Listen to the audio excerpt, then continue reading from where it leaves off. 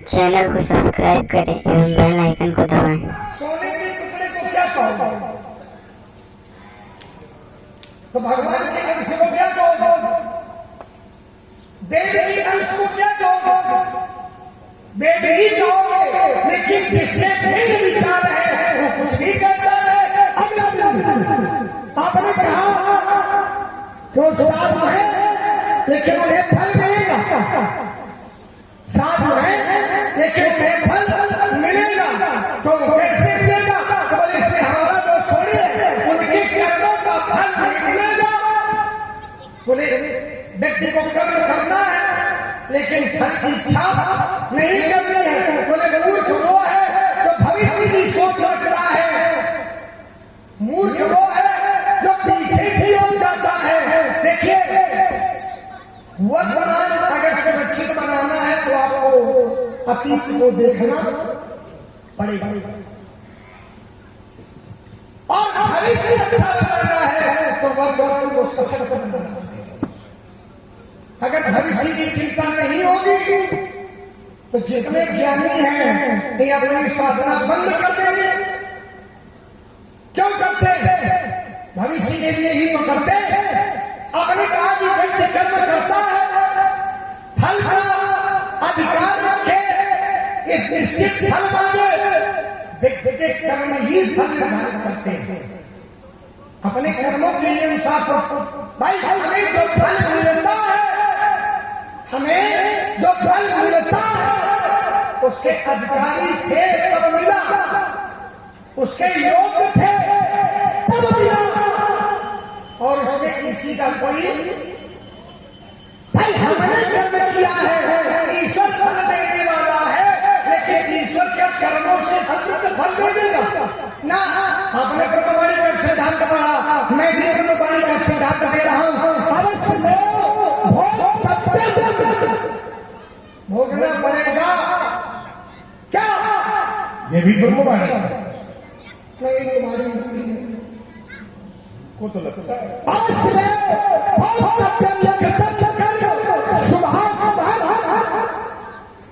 आपके कर्मों से आपको फल मिलता है।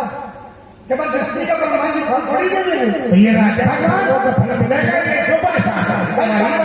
राजाओं ने कर्म किया हो तो फल मिला। भाई राजाओं का कर्म क्या है? सात राजा है और सात राजाओं का कर्म क्या है? तो मैं बता रहा हूं यहाँ से कर्म क्या है। जगत पिता रघुपति बिचारी लोचन छगदेव निहारी, जगदम्बा जानो जी सीता, शिखरमान सुनि परम पुनीता, अर्जुन के कछु विचार मन माही, पचाप समीप महीप न चाही। अगर गलत है तो आप और तरफ फल दिया जाए, ठीक है, लेकिन अगर कर्म गलत नहीं है तो आपके द्वारा फल दिया जाएगा तो ये उचित नहीं है।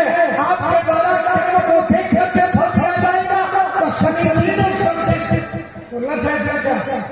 क्या बहुत सभा इसलिए रोक रहे हैं, बहुत अच्छा विषय बना है। इन्होंने कहा कि देखो एक यहाँ थोड़ी यात्रा कठिन हो रही है और विश्वास है कि तुम उसका भी निर्वाह करो। व्यास जी इन्होंने कहा कि ये जीव ईश्वर का अंश है, इसलिए ईश्वर ही तो है। नहीं कैसे नहीं है? सब विज्ञ लोग बैठे हैं, जैसे व्यास जी बिल्कुल शास्त्र के आधार पर माया की वो शक्ति नहीं है कि माया भगवान को अपने आगोश में ले। ध्यान देना, माया की इतनी बड़ी औकात नहीं है कि भगवान को अपने में लिप्त कर दे। लेकिन बोले भावरे पानी अचिमो जीव ही माया लपटानी। अगर जीव और ईश्वर एक है तो हमारा सीधे प्रश्न है कि जीव पर तो माया लिपटी होती है, तो क्या भगवान पर भी कहीं माया लिपटी है? ध्यान रखना। क्या भगवान, देखो माया होता है रजमान, और भगवान कैसे है? बोलो ब्रह्म है जो व्यापक बीरज अज। समझो ये भगवान के लक्षण है। ब्रह्म है जो व्यापक बीरज, बीरज माने माया रहित, और कलयानी है अभेद, और सो ही धर होई नर जाहि न जानत वेद। इसका भी समाधान लक्ष्मण करेंगे। अगर जीव और ईश्वर एक है तो जीव तो माया में सदा है, लेकिन ईश्वर से माया थर-थर कांप रही है। कह रहे थे जो मैंने कहीं नहीं देखा, कहीं नहीं सुना, वो माया भी भगवान के सामने थर-थर कांपती है। तो पहला बिंदु तो ये बना कि अगर दोनों एक है तो दोनों में माया का आदेश होना चाहिए, दोनों माया लिप्त होने चाहिए। अब देखिए आप लोग इसका चिंतन बात मत कीजिए, थोड़ा हमारा इसका विषय जो बना है इस पर चर्चा का आनंद लीजिए। अब इन्होंने कहा कि अगर पीपल है और पत्ता है तो पूछेंगे कहे का पत्ता है, तो लोग कहेंगे पीपल का है। अब देखो समझो, अब मैं उनको गरुड़ पुराण का एक श्लोक सुना रहा हूं प्रेत साथ, और सब निर्णय हो जाएगा। अब सब सुनाएंगे, आज कुछ बचेंगे नहीं। कहा जानो पढ़े हो तो बताओ प्रेत सर्ग में कितने अध्याय है? चलो बहुत देखते हंसते रहो, हंसाते रहो। भले हंसाते रहो, ये काम विदूषक का होता है। नहीं, विदूषक का काम नहीं है, हंसाना का काम है। हंसाना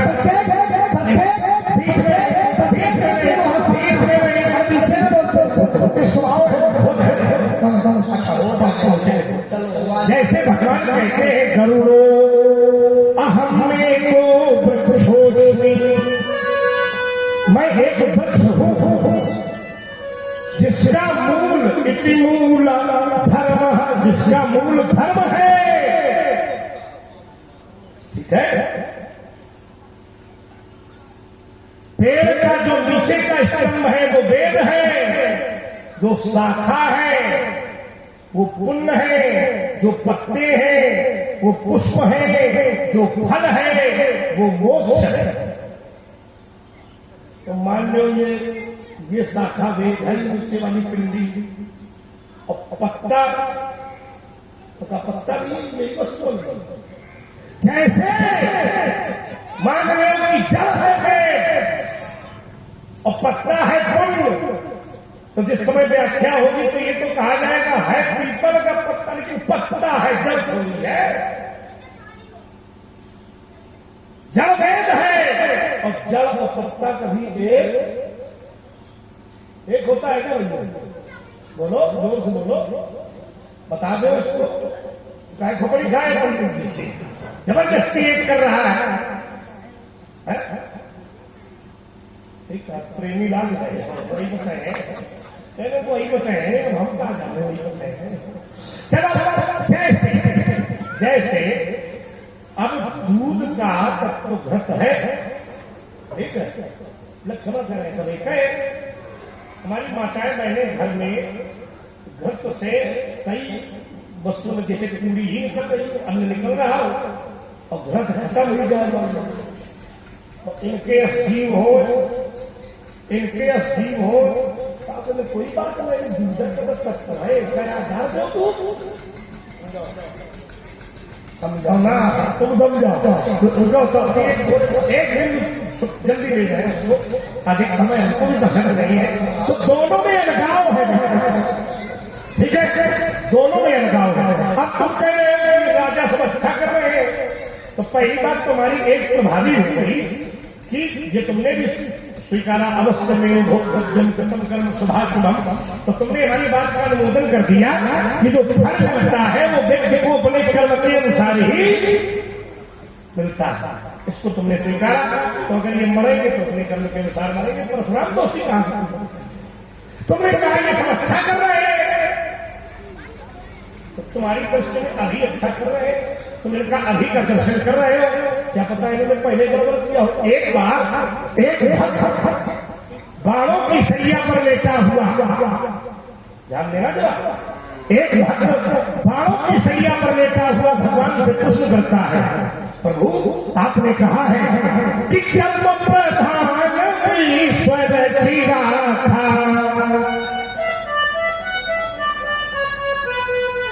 कर्म प्रधान ईश्वर जीरा था, जो जस करे सो तस फल। अवश्य में वही बात आ गई, लेकिन मैंने तो अपने पूरे जन्म में कोई ऐसा पाप नहीं किया कि मुझे 6 महीना हो गए इसमें पड़े पड़े। भगवान ने कहा इस जन्म में नहीं किया, अगले में किया हो। उन्होंने कहा अगले को छोड़ो, 100 जन्मों तक मुझे याद है मैंने कोई पाप। भगवान ने कहा तुझे 100 जन्मों का याद है, लेकिन मुझे जब से सृष्टि बनी तब से तेरे हर जन्म की कथा याद है। तूने एक बार अपने एक जन्म में अपने बाण से सर्प को कांटों पर फेंक दिया था, जिसके कारण वो सशक्त 6 महीने में मरा था। इसलिए उस जन्म का भोग तुम मुक्त होने वाले हो। जब जीव मुक्त होने लगता है तब जीव अपने सारे पुण्य और अपने सारे पापों को भोग लेता है, तभी वो मुक्त हो सकता है। न जब उसके पास एक भी पुण्य होंगे, न जब उसके पास एक भी पाप होगा, न उसके पास धर्म होगा, मतलब वो कर्म शून्य हो जाएगा, अकर्म की श्रेणी में चला जाएगा, विकर्म के विभाग से वो क्षत्र को पाएगा, तो इस श्रेणी से मुक्त होगा। तुम्हारा वो पाप संचित था, इसलिए तुम्हें 6 माह की बाणों की सजा, तुम भी लड़का हो गए। आजकल भी जान रहे हो, परशुराम भी थोड़ी पूछोगे कि इन्होंने ऐसा क्या किया। अगर ये मरेंगे भी तो इनके फल का ही परिणाम इनको अपने काम की जो पेड़ है वो अलग है और जो उपनिषद है वो अलग है। विचार करना पड़ेगा, सोचना पड़ेगा। अब विचार नहीं करना है, जैसे भगवान शंकर वेद स्वरूपम कहा गया, नमामि समीशान निर्माण रूपम कमं व्याप्तम ब्रह्म, वेद स्वरूपम, वेद स्वरूपम, वेद स्वरूप भगवान शंकर क्या कहना चाहते हैं? तो भगवान शंकर को क्या कहा जाए?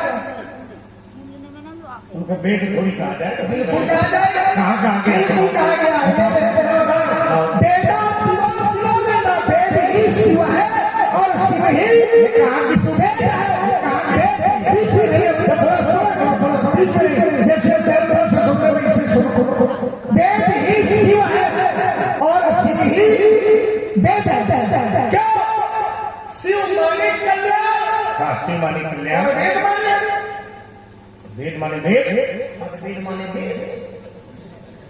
अंतर तो यही है, बोले वेद माने वेद। अब देखिए अंतर तो इनके विचारों में हमारे विचारों में कितना है। जैसे एक व्यक्ति आया व्यास, उसने कहा मुझे दूध चाहिए। कहा आया, क्या दूध मिलता, गौ दोहन होता है और दूध पात्र में रख दिया जाता है।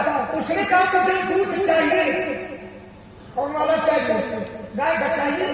बोले चले जाओ ले आओ, वाइफाई वाला दूध ले आओ। अब वो सड़क गया, क्योंकि पंडित जी वाली बुद्धि का था। उसने कहा मुझे गाय का दूध चाहिए। बोले चले जाओ बाल्टी वाला दूध उठा लो।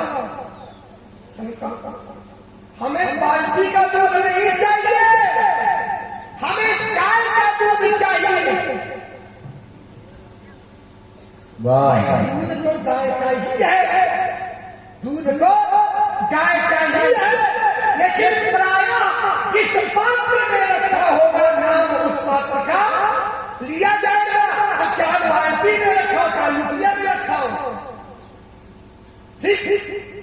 अगर आपने कहा कि वो भीष्म पितामह 103 जन्म पहले उन्होंने अपराध किया था, फल मिला, बोले तुम लड़का हो, तुम्हें क्या जानना। देखिए आप 103 जन्म की बात करते हैं, तो मैं करोड़ जन्म की बात करता हूं। कितने जन्म किया? करोड़ जन्म की। अब इधर हो तो कुछ लेना भाई, जो साधु है ये जब मारे जाएंगे तो अपराध है। क्यों? क्योंकि इनके करोड़ों जन्मों के अपराध समाप्त हो चुके। इन्होंने राम जी को स्वीकार किया, जगत पिता मान लिया है, अपना पिता मान लिया, अपना सर्वस्व तुम सो करो तुम्हें जो भावा। हम तो आज जन्म फल पावा, जन्म फल प्राप्त किया है तो हम इनके अनुकूल हो गए हैं। और जब हम इनके अनुकूल हो गए हैं, जो भगवान के अनुकूल हो जाता है राशि, तो सदमुखी हो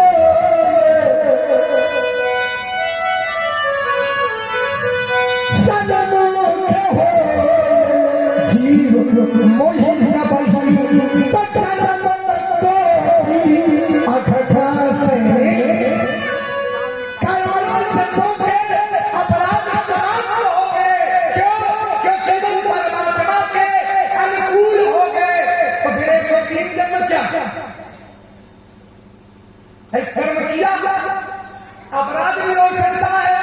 103 जन्म में 500 जन्म पहले किया, 1000 जन्म पहले किया, 10,000 जन्म पहले किया, लेकिन परमात्मा की जो अनुकूल हो जाता है उसके करोड़ों जन्मों के अपराध नष्ट हो जाते हैं। अहम काम सर्व पापों, सारे पापों से मुक्ति कर, मुक्ति कर। कब मुक्ति करूंगा? जब हमारी शरण में आ जाओगे, जब हमारी सर्वधर्मानि परित्यज्य, सब कुछ त्याग दो, सारे धर्मों को त्याग दो। लेकिन धर्मों को त्याग दिया जाएगा तो अधर्म नहीं होगा, और अगर अधर्म होगा तो पाप होगा, और जब पाप होगा तो मैं तुम्हें सारे पापों से मुक्त दिलाऊंगा। एक जन्म की बात नहीं, करोड़ जन्म की, 103 जन्म की बात न करो। हम करोड़ जन्म की बात करते हैं कि जितने भी साथ है ये अपराधी नहीं है, अपने काम में फल मिलेगा। यह मान लो, अगर यही मानना है तो यही मान लो धनुष टूटा है। पंडित जी कहते हैं जो बीत गया उनसे नहीं सोचना चाहिए। तो धनुष बीते हुए समय में टूट गया, इसके लिए आपको विचार हो गई भाई मूर्खा की बड़ी चिंता नहीं होती, चिंता नहीं होती। थोड़ा सा विस्तार आपकी